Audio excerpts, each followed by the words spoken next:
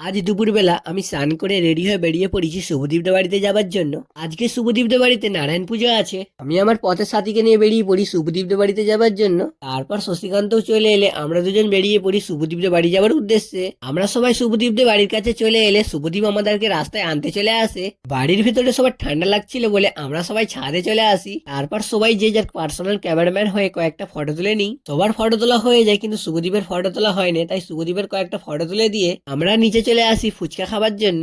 আমরা মাত্র কয়েকটা করে ফুচকা খেলাম, না হলে দুপুরে মেন কোর্স খেতে পারবো না। ফুচকা খাওয়া হয়ে গেলে আমরা সবাই চলে আসি দুপুরে পেট পুজো করার জন্য। এরা সবাই খেতে বসে ছাদে তোলা ফটোগুলোর মধ্যে কার কোন ফটোটা ভালো হয়েছে সেই সব দেখছে। আর শুভদীপ এদিকে দাঁড়িয়ে দাঁড়িয়ে দেখছিল আমরা ঠিক মতন খাওয়া দাওয়া করছিলাম কিনা। পরে একে একে পনিরের চপ, নানপুরি, পোলাও, ফুলকপি রোস্ট দিয়ে গেলে আমরা সবাই খাওয়া শুরু করে দিই। খাওয়ার শেষে একটা করে দই দিয়ে যাই, আর আমি সেই দইয়ের প্যাকেটটা খুলতে পারছিলাম না। অবশেষে দইয়ের প্যাকেটটা খোলা হয়ে গেলে আমি দই খেয়ে নিই। তোমাদের ভিডিওটা ভালো